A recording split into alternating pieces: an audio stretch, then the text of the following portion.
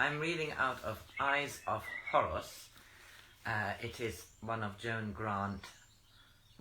Marshall Grants' farm memory books. I am now in part 4 of this book. She is in this life Ra-up, then the heir and son of a priestess of Ra, and he is an heir to the nomarch of the Oryx, which is a peaceful nomarch in Egypt, one of 18. But there is a lot of corruption, and young Ra-up is traveling through the various nomarchs to ascertain whether their leaders are on their side, the peaceful side, to fight the evil and the greed in Egypt.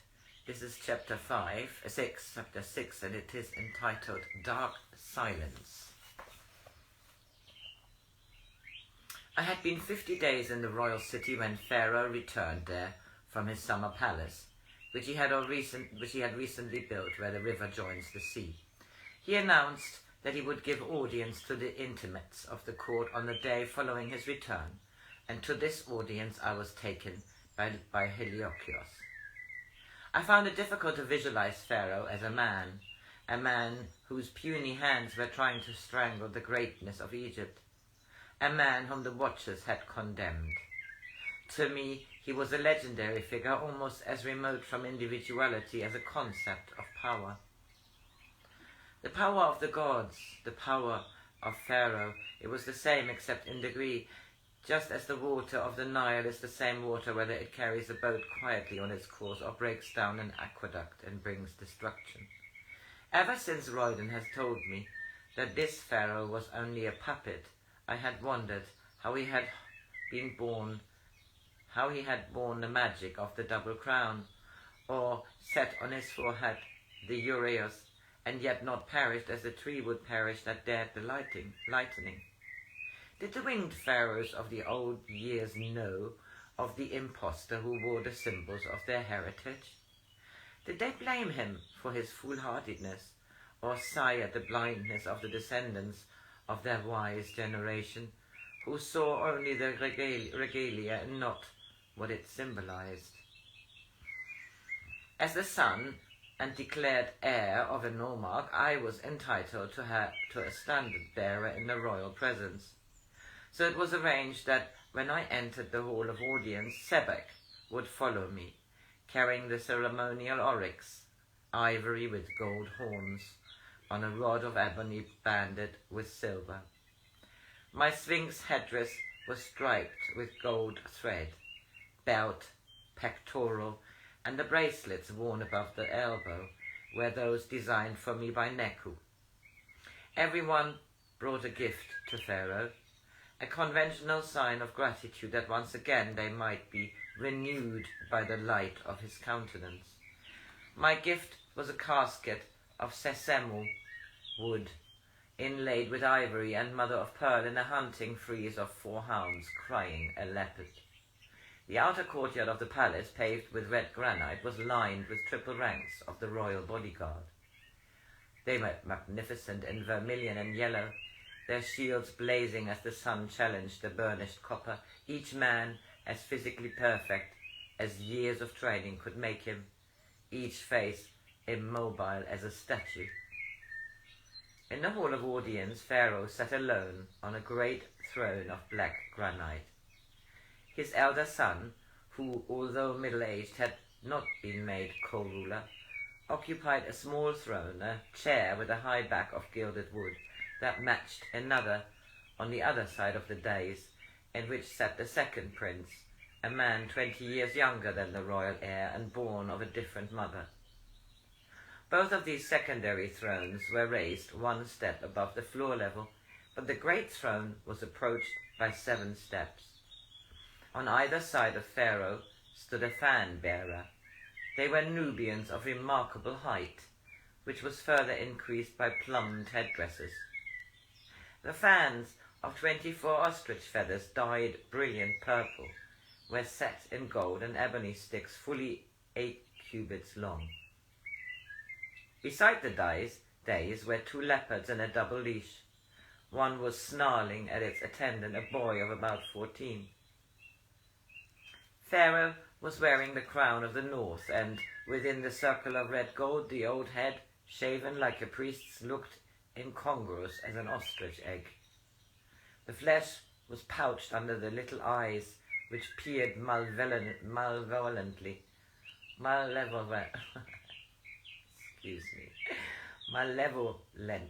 out from the shelter of overhanging brows, and the high-bridged nose, still arrogant in its encroaching flesh, jutted above lips which were puckered like a miser's purse.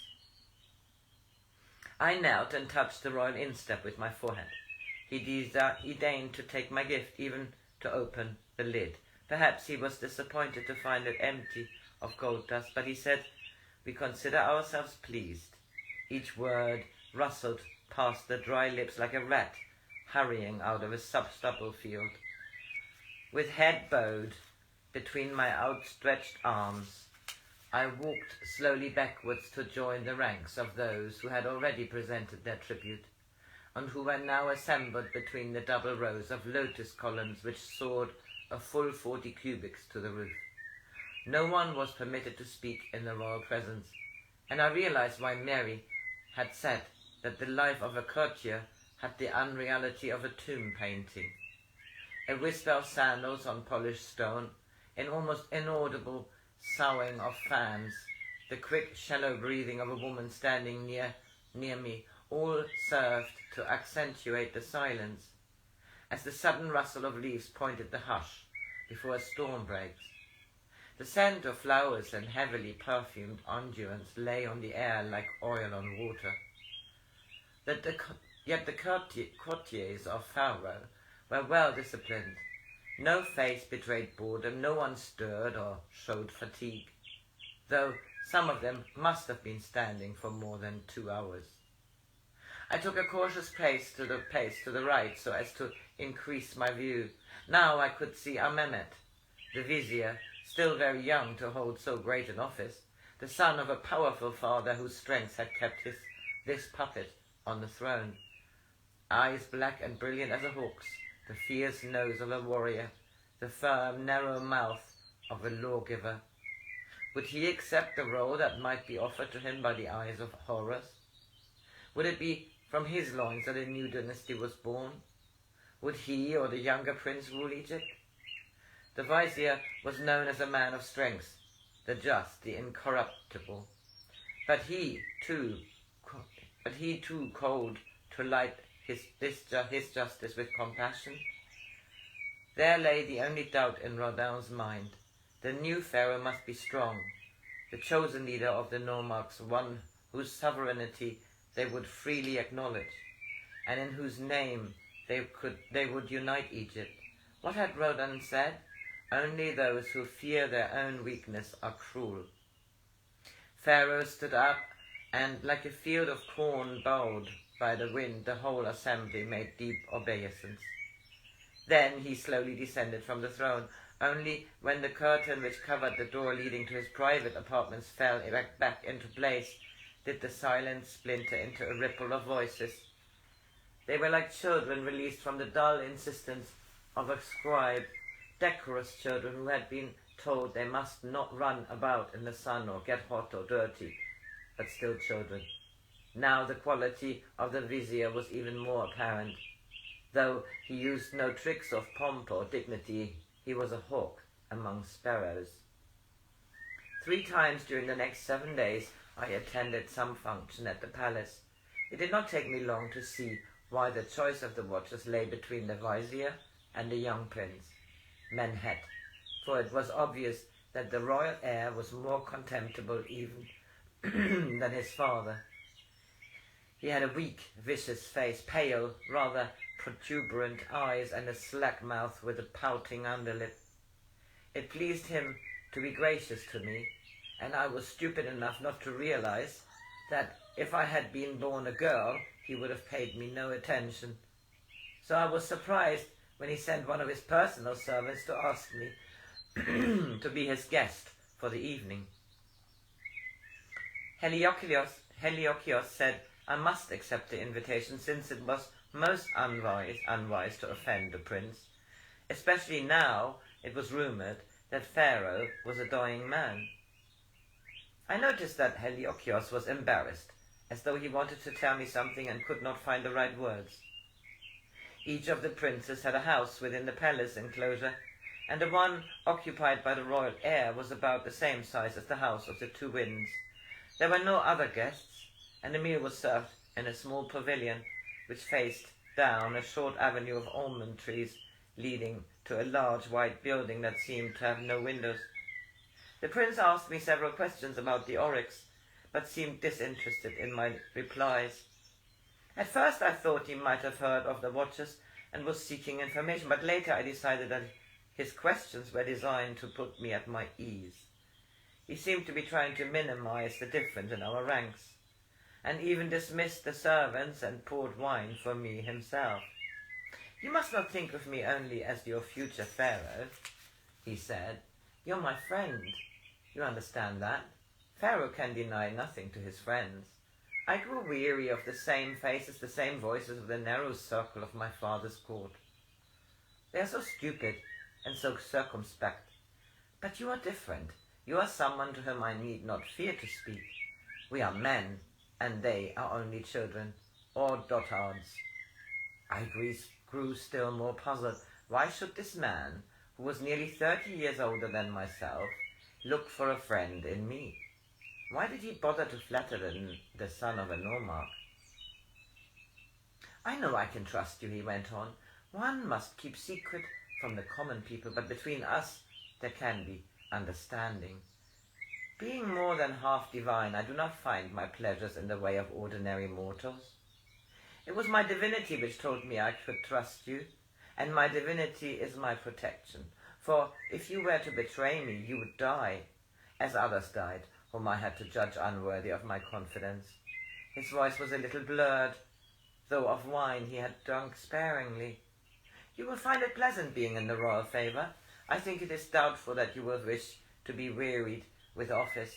But if you need the sign of my authority, you shall choose your own seal, or I will make you the commander of a garrison, if you prefer that, though I think it would not be to your taste. You shall have many concubines to rule, and you need fear no rival." Then, like a petulant child, "You don't believe me? You believe the stories they whisper about me, that I have no concubines?" He slid moist, thick fingers up my arm, and his voice dropped to a cunning whisper. "Ah, but that is because I am so clever. I keep my concubines hidden. So pretty they are, from Nubia, and some from Babylon, and some from Punt. I will take you to the house where they are so well guarded, safe in the guardianship of the dark silence." He chuckled. "That is my joke, the dark silence. Come, I will show you." He hurried down the path between the almond trees, his heavy, pendulous belly swaying like the buttocks of an ape which tries to run on its hind legs. The east face of the white building was also without windows, but in it there was a door heavily studded with copper nails. He knocked, and it was opened by a Nubian slave. The prince giggled. "There, there is my dark silence." And then to the man, "Open your mouth, Mayu." Between the double row of gleaming white teeth, the mouth was empty of a tongue. "He is a safe guardian, isn't he, Raab?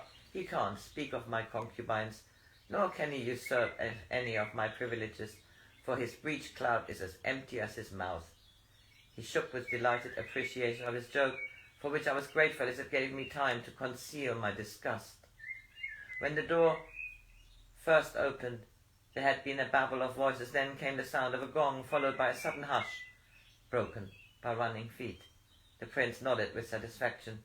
"They are well trained. They know they must run back to their cages like obedient songbirds until I summon the ones which will please me today." From the outer door a passage led into a central courtyard, which, except that it was open to the sky, might have been a large room.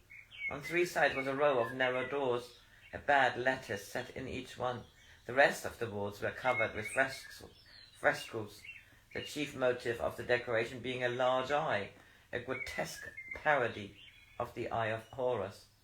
At the end of the court was the largest of these eyes, high up, where the wall projected into a kind of concealed gallery. The prince pointed up to it. "You shall go into the eye, from where you may watch unseen. If they knew you were there, it might make them timid. But I shall know you are there. I have nothing to conceal, nothing. Do you hear? Nothing." His voice had risen to a scream. Then he controlled himself and said abruptly, "Hurry! Go through that door and up the stairs. Do not make a sound until I summon you." The stairs led into a little room, the roof so low that I could not stand upright. In the opposite wall there was a narrow door which I tried to find it bolted on the far side. At the end of the room, just above the floor level, was the opening shaped like an eye. By lying on the floor I could see through it, down into the court. Two slaves had carried in a low couch covered with leopard skins. On this the prince was lying naked, a gold phallus strapped between his thighs. Beside him stood a Nubian holding a gold-mounted ram's horn. The prince had up 7 fingers, and at this signal the slave blew 7 blasts. This, as I saw later, was to indicate which of the cells should be opened. There were 20 cells, all of them were numbered. Into my line of vision came a small, delicate figure, veiled in purple gaze. Her upraised hands were long and tapering, the palms and nails stained a vivid carmine. Slowly she swayed in the intricate rhythms of a ritual dance, a debased version of the adoration of Min. Always she drew nearer to the gross figure supine in its nest of leopard skins. Always the hands were outstretched in supplication. Then, as a gesture of surrender, she shed her veil. She was an Asiatic, the young face painted in the most extreme of Egyptian fashion. Beseechingly she approached ever nearer the indifferent divinity. At last she crouched. She touched the golden symbol and stayed motionless as though rigid with terror. Only then did I notice the flail hidden in the folds of the leopard skin. Very slowly the prince raised it above his head.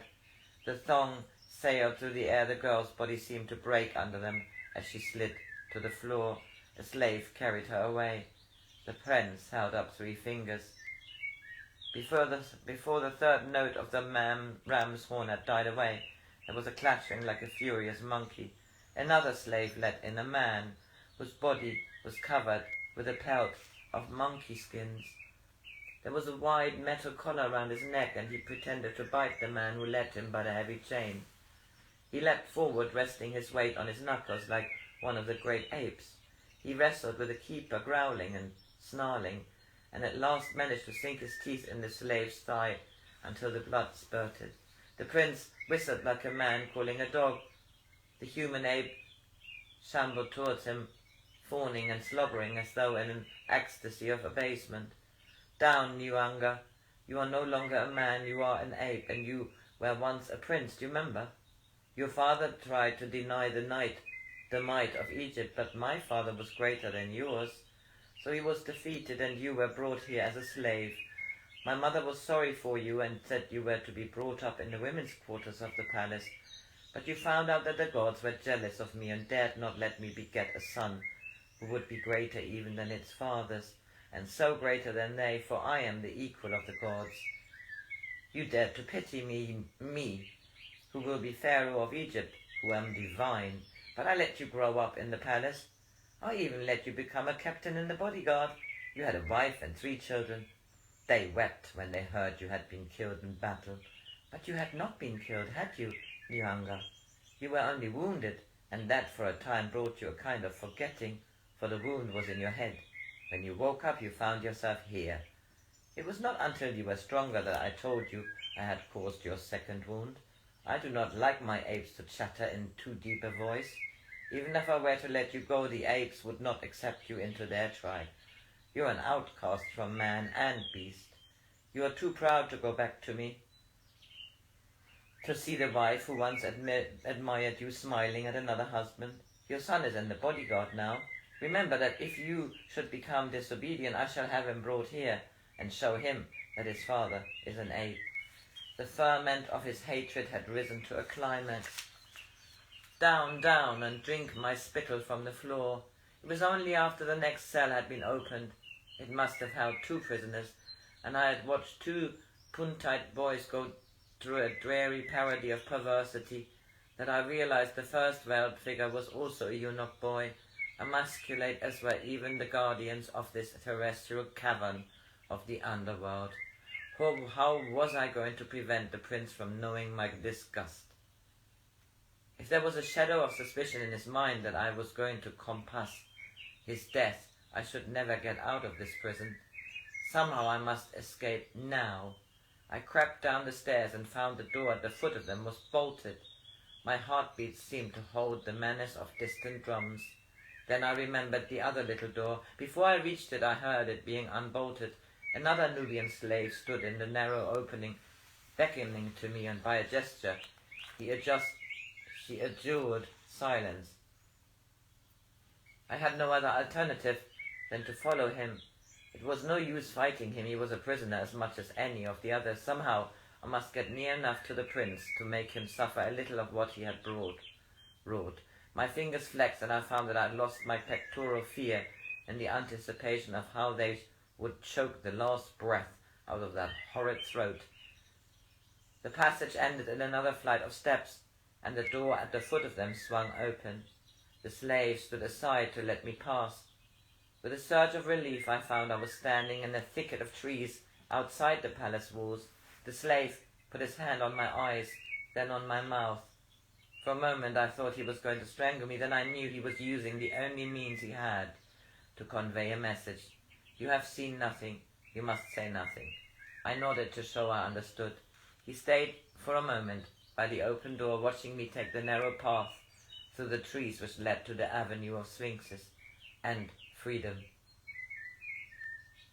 Early next morning, Dacleon told me that Heliokios was going to his country estate and wished me to accompany him. I wondered if this sudden change of plan had anything to do with my visit to the royal heir.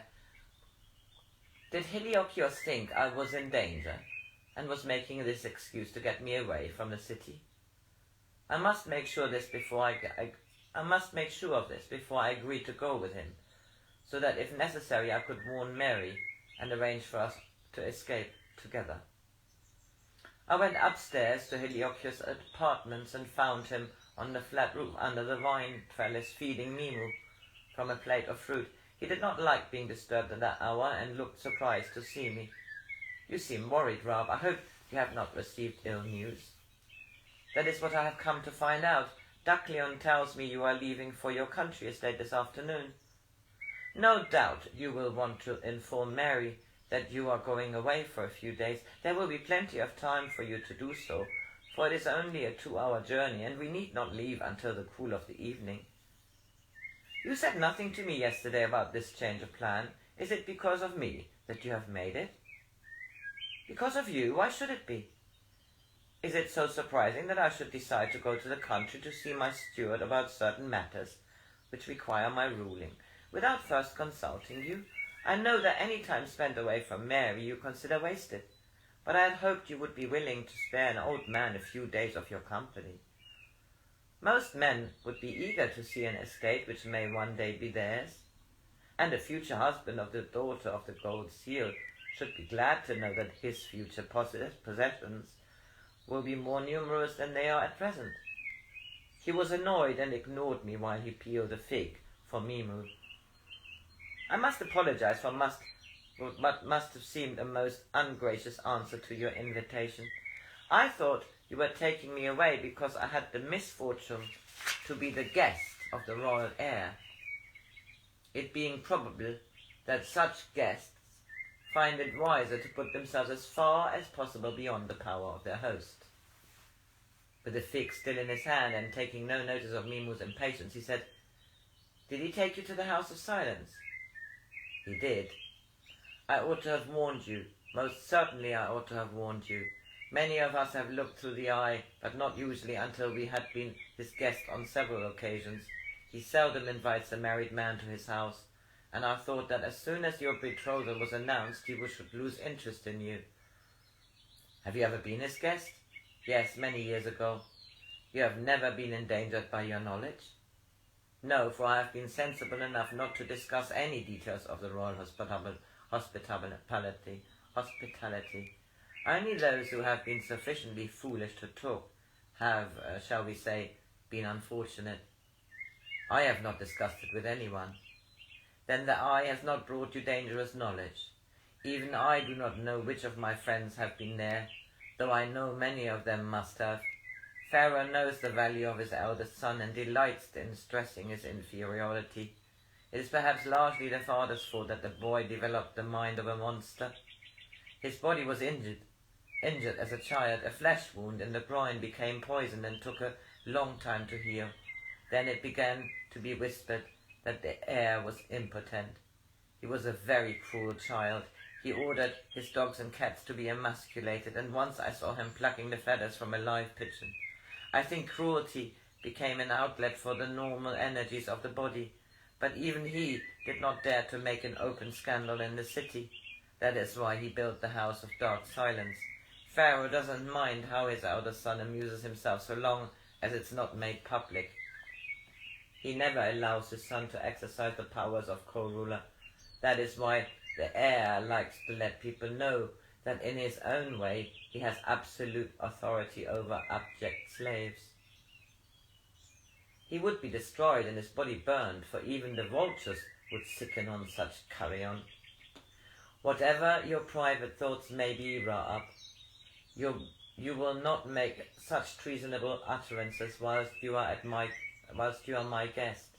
If I were to do my duty as the Ivory Seal, I should have to decree your death for having spoken against a member of the royal family.